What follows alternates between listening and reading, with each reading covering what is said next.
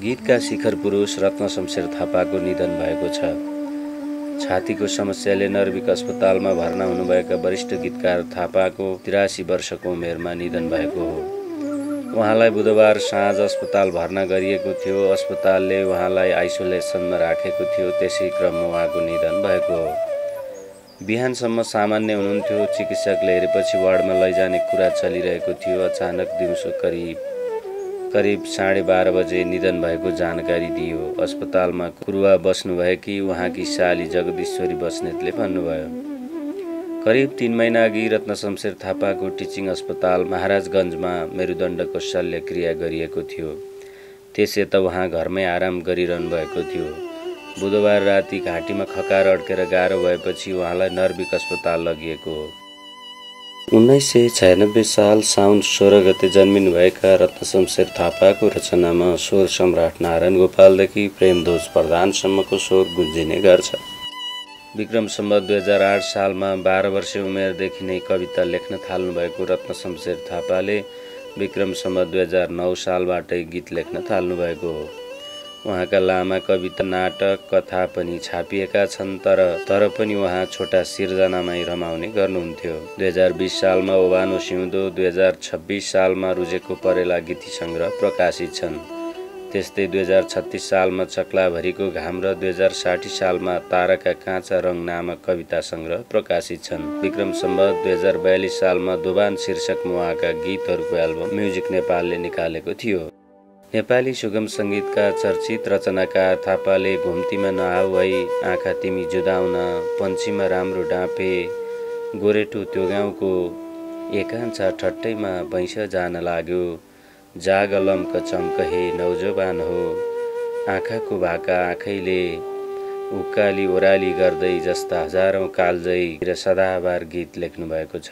उहाँले देवकोटा साहित्य पुरस्कार, युग कवि सिद्धिचरण काव्य पुरस्कार, मुक्ति पुरस्कार, रेडियो नेपालबाट सम्मान, साधना सम्मान, हिट्स एफएमको lifetime achievement award, Bhimnidhi राष्ट्रिय प्रतिभा पुरस्कार, जगदम्बा श्री पुरस्कार, छिन्नलता पुरस्कार, हरिहर शास्त्री सावित्री देवी साहित्य पुरस्कार, गोर्खा दक्षिण बाहु म्युजिक खबर दीर्घ साधना सम्मान लगायत दर्जनौं पुरस्कार सम्मान प्राप्त गर्नुभएको छ। गीतकार सङ्घका आजीवन सदस्य समेत रहनुभएका रत्न शमशेर थापा सङ्गीत रोयल्टी सङ्कलन समाजका संस्थापक अध्यक्ष हुनुहुन्छ। गीतकार थापाले त्रिभुवन विश्वविद्यालयबाट अङ्ग्रेजी साहित्यमा एमए गर्नुभएको छ। उहाँ गीत, कविता, मुक्तक, हाइकु, नाटक जस्ता साहित्यका बहुविधामा कलम चलाउने अब्बल स्रष्टा हुनुहुन्थ्यो भन्दै गीतकार सङ्घ नेपालले शोक प्रस्ताव पारित गरेको छ। गीतका शिखर पुरुष रत्न शमशेर थापाका श्रीमती र 2 छोरा छन्। वरिष्ठ गीतकार रत्न शमशेर थापाप्रति म्युजिक खबर परिवार हार्दिक श्रद्धाञ्जली अर्पण गर्दछ, साथै शोक सन्तप्त परिवारप्रति गहिरो समवेदना प्रकट गर्दछ। रिङ्छ च्याम्पटी क्षितिज रिङ्गटामा, टक्करको भ्रममा काँपेर आफ्नै घेरामा, झस्केर होइन अर्जुनले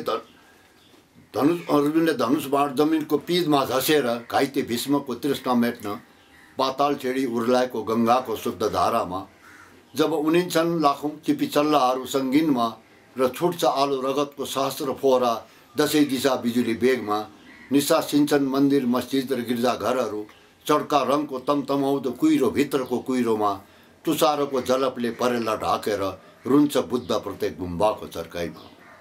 आँखैमा रात गली शीतमा तारा डुबे, बाटैमा आँधी चली आशाका मुना उडे।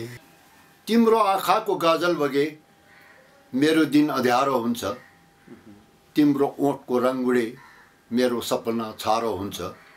तिम्रो आँखाको गाजल बगे मेरो दिन अँध्यारो हुन्छ, तिम्रो ओठको रङ उडे मेरो सपना छारो हुन्छ।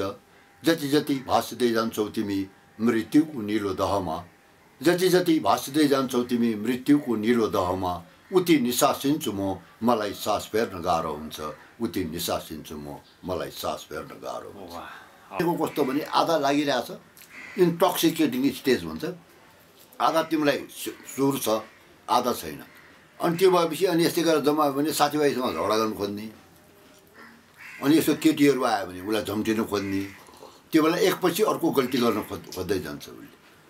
जब तिम्रो होसै हराएर यही ढ्याममा ढलिसकेपछि अब तिमीले के गर्ने भने मैले त्यही भन्छु, हद्द गऱ्यो भने त्यो पाइन्टमा मुच्छछ। गीत यात्राको सुरुवात 8-9 सालतिर हो भाइको, किनभने मेरो यो घरको वातावरण नै सङ्गीतमय थियो। मेरा काका राग गाउने, एउटा काका तबला बजाउने, अनि अर्का एउटा हाम्रो माइला बाजेको माइला छ, उहाँ हार्मोनियममा चाहिँ नि यो क्लासिकल गत बजाउने। र यो ठुलो घर थियो हाम्रो बुझाएको, त्यसको एउटा कोठामा 3 घन्टा 4 घन्टा हरेक साँझ करिब 10-10:30 बजीसम्म हुन्थ्यो। त्यो बेलामा म पनि एउटा कुनामा बसेर खुब सुन्थेँ, र मैले त्यो सुनेकै भरमा पनि म अहिले अब तबला राम्रो बजाउँथेँ म। अझ मैले एउटा पहिला सम्झिन्छ, मेरो भाइहरूले चिनाएको थिएन, डाक्टर रामविक्रम सिजापति, उसले लाइभ गाउनेखेरि रेडियोमा मैले तबला बजाइदिएँ सुगीतमा। त्यस्तो भएन। अब अस्ति एउटा कार्यक्रममा भेट हुँदाखेरि तिमीले सम्झिन्छौ भने उसले हाँस्यो, सम्झिन्छु भनेर नि। लालहरू भन्ने त्यहाँका नामी तबलकीहरू थियो। त्यसो भए हजुर राम्रो तबला वादक पनि हो। त्यही भएर मलाई यो जस्तो यो भाइले भनेको यो ट्युनहरू उ गर्न, त्यो मात्राहरूको उसमा मलाई केही अप्ठ्यारो छैन क्या। यो गीत स्वतस्फूर्त लेख्न सजिलो हो कि ट्युनमा लेख्न सजिलो? स्वतस्फूर्त सही हो नि। स्वतस्फूर्तमा कुनै बन्धन हुँदैन भाइको, आफू स्वतन्त्र भएर लेख्न सकिन्छ। कुन विषयवस्तु हो त्यो आफैले माने कल्पनामा त्यो उ गरेपछि त्यतिको आधारमा माने आनन्दसँग आफू खेल्न सकिन्छ। अब जस्तो ट्युनको हो भने बाध्यता हुन्छ, त्यसमै बाँधिएर लेखिदिनु पर्यो। हजुरले लेखेका कति जति गीतहरू रेकर्ड भयो होला न आजसम्म? मेरो माने भएको भयो होला 200-300 जति। 200-300 गीत रेकर्ड हुँदा सबै गीतहरूबाट सन्तुष्ट हुनुहुन्छ हजुर चाहिँ? जस्तो शब्द सङ्गीत स्वरको तालमेल केहीमा चाहिँ नि म भएको छैन, किनभनेदेखि मेरो एउटा अहिले माने भनाइ नि के छ भने यसरी माने सङ्गीतकार र अझ गायक पनि तिनैजना बसेर छलफल गरेर गऱ्यो भने त्यो गीतको न्याय हुन्छ क्या। नत्र मैले अधिकांश गीतहरूमा, मेरै आफ्नो गीतहरूमा यो प्यारलल लाइन गएको देखाएको छु क्या। सङ्गीत एकातिर गइरहेछ, गीत एकातिर गइरहेछ नि। अनि यो मैले भन्न खोजेको के भने, त्यसै कारणले म के भन्छु भने गीत लेख्नेहरूलाई, कविहरूलाई, साहित्यकारलाई पनि केही मात्रामा सङ्गीतको ज्ञान हुन अनिवार्य नै छ। त्यस्तै सङ्गीतकारहरूलाई पनि साहित्यको केही ज्ञान हुनु अनिवार्य हो नि। त्यो भएपछि कम्बिनेसन मिल्छ क्या। अब जस्तो यो मामलामा मेरो सबभन्दा राम्रो कम्बिनेसन मिल्या मैले सुरुमा भने अमरजीसँग, ऊ आफै पनि लेख्ने, अनि जहाँ जहाँ म प्रयोग गर्थेँ, म ज्यादा जस्तो प्रयोगात्मक गीतहरू लेख्छु म। उहाँले थिम पनि त्यस्तै दिनुहुन्थ्यो क्या। अब त्यो बजाएन रेडियोले हो आज। अब कस्तो कस्तो सिचुएसनमा देखियो भने एक दिन पनि उहाँको कान्छो छोरा बोलाउन आए मलाई, ज्ञानेश्वरमा बस्नुहुन्थ्यो, म गएँ। अनि किन अमरजी भनेको, गएको राति रजी मलाई राम्रो निन्द्रा परेन है।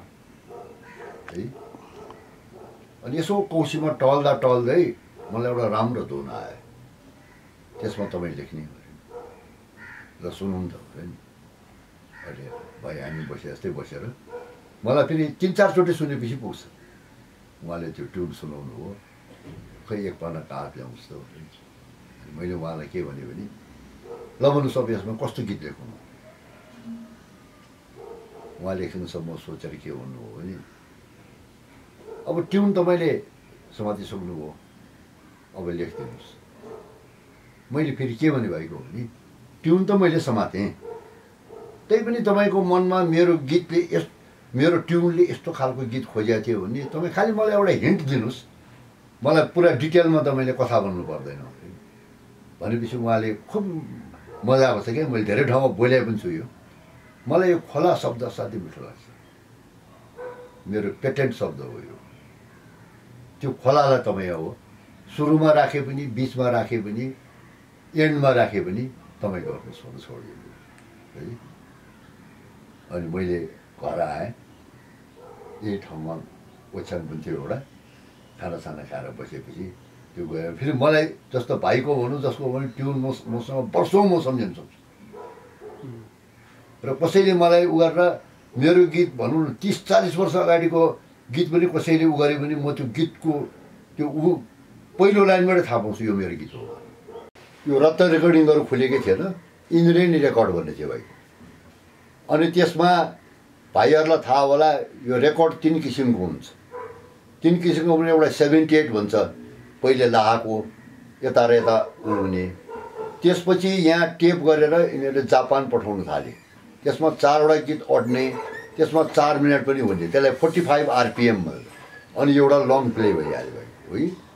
अनि रेडियोको माने बाहिरको भनौँ सिङ्गरहरूमा उ गर्दाखेरि नारायण गोपाललाई रेडियोले 6वटा गीतको कोटा दिएको। अनि 6वटै गीत मेरो गर्छु भनेर उसले पहिला 3टा सोलो 3टा डुएट गरेछ। एउटा सोलो चाहिँ नि भाइको त्यो सेमी गजल थियो, पछि चाहिँ त्यो क्यासेटमा फेला पारेर उसले एउटा मेरो र नारायण गोपालको एउटा एल्बम निकालेको छ उसले, प्रवेश मानले। त्यसको टाइटल आँखाको भाका आँखैले भनेर। त्यसमा 10वटा नारायण गोपालले गाएको गीत फेला पर्यो, यो एकांशहरूदेखि। त्यसपछि अर्को 4वटा। अनि त्यो मधुमासमा यो दिलको बाग नफुलिकन उजाड भयो भन्ने थियो। त्यसको चाहिँ नि यहाँ स्याम्पल आउनेखेरि स्याम्पल फुट्यो भाइ है। अनि त्यो स्याम्पल फुटेपछि अब त्यसको सट्टामा भनेर जानेखेरि ऊ दार्जिलिङ गएर दिलमायालाई लिएर गएछ र त्यसको सट्टामा बिछोडको पीडा गाएको हो। अनि नारायण गोपाल मेहनती, उसलाई त फेरि किनभने उहाँको पिताजी पनि राम्रो सितार वादक आशा गोपाल, त्यो भएर तबला पनि राम्रो बजाउँछ नारायण गोपाल। त्यो कलेजमा हामी सँगै पढ्दाखेरि भाइको यसो त्यो प्रोफेसर आएन भनेदेखि यो उसको मुलचुठी सहनाईको त्यो रफीले गायो क्या, कोही कहे दे या ना करे प्यार भन्ने गीत आफैले गुनगुनाएर त्यो माने बेन्चामै यसरी बजाउँछु तबलले नि। त्यो बेला हामी पढ्दाखेरि नातिकाजी पनि क्लास फेलो मेरो है। अनि त्यही भएर मेरो त अहिले भाइले राम्रो प्रश्न सोध्या हो। प्रत्येकसँगको एउटा सानो इतिहासै छ क्या। चाहे म तिमीलाई लेखौँ, चाहे यो भाइलाई लेखौँ, चाहे म नातिकाजीलाई लेखौँ, पहिले मुख्य सोध्छु भने आफ्नो स्ट्यान्डर्ड सोध्छु क्या। अब शिशिर पनि मेरै गीतबाट उठेको हो त्यो है। के थियो त्यो पनि पहिले नि, किनभनेदेखि सुन्ने अलि राम्रोसँग तिम्रो अलिकति ध्यान दिएर सुन्ने माने श्रोताले त पत्ता लगाइहाल्छ कुन गीतमा को कहाँ खुस्क्या छ भन्ने है। त्यो भए हुनाले औँला त मलाई ठडाउँछ, गीत त मेरो हो। मैले फेरि यो पनि भन्ने गरेको छु भाइलाई कस्तो लाग्छ, यो गीत सङ्गीत र स्वर यो 3टा मिलेर एउटा राम्रो गीत बन्छ। त्यसको लागि यो म यिनीहरूलाई के भन्छु भने फुटबलको 3टा सेन्टर फरवार्ड हुनेहरू र पहिलो किक गीतले हान्छ, त्यसपछि सङ्गीतले गर्छ, त्यसपछि स्वर आउँछ। यो जब 3टाको मिलेपछि गोल गर्न सजिलो हुन्छ। एउटा त्यो भन्छु म भाइको। एउटा के भन्छु भने एउटै बाउका 3टा छोरा, जेठा माइला साइला भन्नु है, अंश पनि बराबर पाउँछन् घरमा पनि है। तर के भनेदेखि साइलाले माइलालाई मान्नु पऱ्यो, माइलाले जेठालाई दाइ त भन्नु पऱ्यो नि। अब अहिले एउटा के भयो भाइको भने यो फेसन अहिले काठमाडौँमा पनि चल्यो, भाइले पनि याद गरे होला। बम्बईमा यो सङ्गीतकारहरूले आफ्नो हातमाथि पारे क्या, ट्युन पहिले बनाएर लेखाउन थाले। अनि मैले तिम्रो गीत लेख्नेहरू दोस्रामा पर्न गएँ क्या। अब उसको बाध्येर लेख्नु पऱ्यो, त्यो फेसन अनि यहाँ पनि चल्यो। अब तर जुन बेला मैले भाइले गरेको प्रेमदोजले गाउनेखेरि, यो माने चाहिँ नि मानिकले गाउनेखेरि र अर्को माने नारायण गोपालहरूले गाउनेखेरि त्यो बेलामा त्यो चलन छैन। अनि त्यही भएर पहिला गीत भएपछि मात्रै यिनीहरूले उ गर्ने। अनि यो जस्तो अधिकांश ट्युनमा लेखेँ मैले। जम्मल त भाइलाई थाहा छ, जम्मलको एउटा सानो कोठामा आमासँग बस्नुहुन्थ्यो प्रेमदोजी, अमेरिकन लाइब्रेरीमा जागिर थियो उहाँको। अनि उहाँ त अलिकति पहिलेको यो वाद्य शिरोमणिसँग पनि सिकेको, उहाँलाई ज्ञान पनि छ क्लासिकलको पनि। अनि मका एकचोटि आएर के भन्नुभयो भने एकचोटि मका आइदिनु पऱ्यो तपाईँ, मसँग एउटा ट्युन छ भने। त्यो बेलामा यिनीहरूको भाइले त्यो रेकर्डमा हेऱ्यो भने 2जनाको सङ्गीत छ, प्रेम मानिक यो गोरेटोको रेकर्डमै प्रेमध्वज मानिक रत्न। हामी तीनजना अहिले भाइहरू हामी जस्तो बस्यौँ। अनि उहाँको आमा पनि आएर बस्नुभयो। अनि पछि यसो अलिकति छलफल गरेपछि कस्तो भने एउटा अलिकति पहाडको इमेज पनि आउने किसिमको भन्दाखेरि त्यो प्रेमध्वजीले हमिङ गर्यो भने मानिकले गिटार गर्यो, त्यतिको भरमा लेख्थेको त्यो गोरेटो त्यो गाउँको लौन आज खोजी खोजी थकिन् पहिलाउन सकिन भने त्यो 23 सालमा भएको अल नेपाल कम्पिटिसन हुनेखेरि यो नाचघरमा 5 दिनसम्म भएको थियो। 14 अञ्चलका गायकहरू आउँदाखेरि कस्तो म पनि त्यो बेलामा हामीलाई पनि निम्त भयो हुनाले दर्शकमा थिएँ।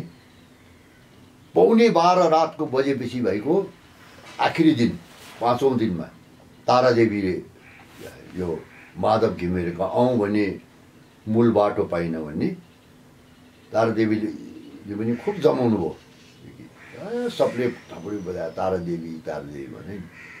त्यसपछि बच्चु कैलाशजी आउनुभयो, उहाँले पनि खुब राम्रो गाउनुभयो। बहकिदो मन त बहकी नजाऊ भन्ने उहाँको।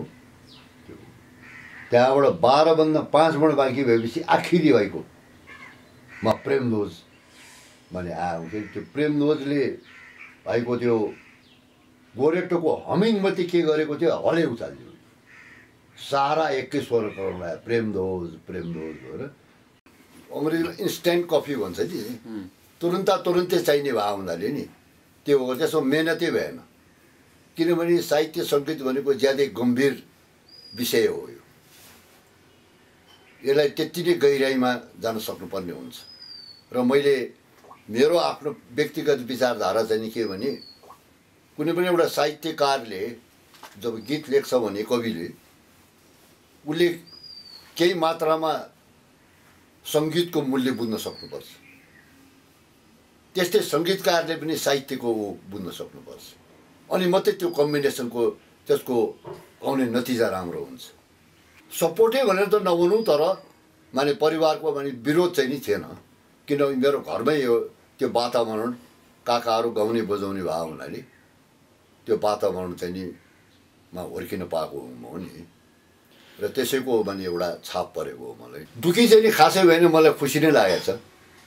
किनभने मेरा जति मेरा समकालीन र पछि आउने जेनेरेसनले म पछि गए जेनेरेसनले गाएर जुन गीतले माने एउटा श्रोताहरूको मन जित्न सक्यो र त्यसकोमा प्रशंसा पायो, त्यसमा म चाहिँ नि सन्तुष्टै छु। त्यो किसिमको माने क्रेडिट चाहिँ म लिन चाहन्न हो कि यो सबैको सहयोग हुनु, एउटा त्यसलाई कम्बिनेसन मिल्न गयो भने नि। जस्तो म के भन्छु भने यो फुटबलको 3टा सेन्टर फरवार्ड जस्तै हो भने नि यिनीहरूको पनि आपसमा तालमेल मिल्यो भने गोल गर्न सजिलो हुन्छ। त्यस्तै किसिममा यो सङ्गीतकार गायक र गीतकारको तालमेल मिल्यो भने त्यो गीत राम्रो बन्छ।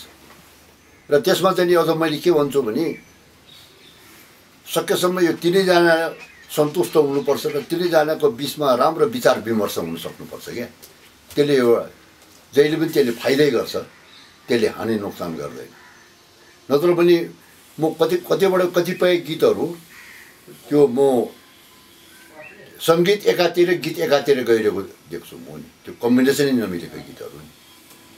र त्यसको एउटा मुख्य कारण मलाई के लाग्छ भने त्यो ज्ञानको कमीले पनि हो।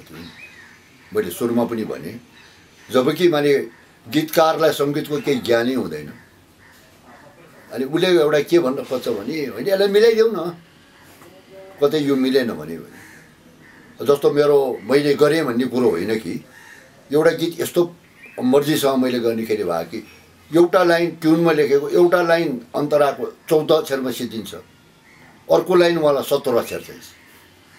मैले लेखेँ मुटुमा मेरा तिखालु काँडाहरू भिजे भनेर अन्तराको आँधीका लहर उठे भन्ने साँझभरिमा बास छुट्यो भन्ने गीत हो। अब यसमा 14 अक्षरको छ। तलमा मैले के लेखेको थिएँ भने आँसुको सागरमा आँखाहरू रुचि डुबे भनेर।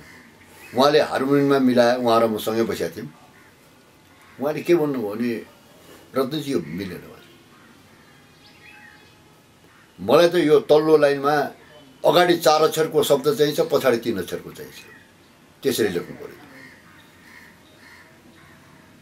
अब पहिलेको माथिमा के छ, 3 अक्षर र 2 अक्षर छ। मुटुमा मेरा तिखालो काँडाहरू भिजे भन्ने। एकछिनसम्म म पनि मलाई बडो गम्भीर बनाएँ। अनि पछि मैले खुब सोचेर गरेपछि मैले के गरिदिएँ भने त्यसैलाई उल्टाइदिएँ मैले। सागरमा आँसुका मेरा आँखाहरू रुझी डुबे। ज्यादै खुसी हुनुभयो अमरजी र उहाँले भन्नुभएको तपाईँको विशेषतै यही हो, मैले आफैले नसकेर तपाईँलाई बोलाएको यो अरे। तपाईँमा जस्तो त्यो सङ्गीतको हो त्यो कसैमा पनि छैन। त्यही भएर मैले अर्को उहाँले म्युजिकल टर्ममा के पनि भन्नुभयो भने म आफै तिनै विधाको काम गर्छु, म गाउँछु पनि, गीत लेख्छु पनि, सङ्गीत पनि गर्छु भने मैले भने हो तपाईँ 3-in-1 हो। तर रन्जी मैले आफैले सङ्गीत गरेको, आफै लेखेको गीतहरू पनि मैले ठाउँ ठाउँमा कर्डहरू मिस गर्छ। तर तपाईँमा मैले यस्तो खुबी देखेँ कि तपाईँ लेखेको गीतमा एउटा कर्ड पनि मिस गर्दैन। त्यो गजबको क्षमता छ र उहाँले भन्नुभयो तपाईँसँग कसैले पनि सक्दैन। र मलाई पनि एउटा फेरि आफ्नो एउटा के छ भने मलाई च्यालेन्जिङ ट्युनहरू खुब मनपर्छ क्या।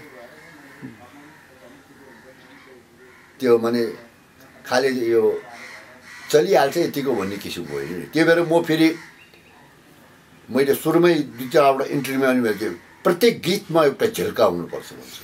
कतै न कतै म प्रयोग गर्छु।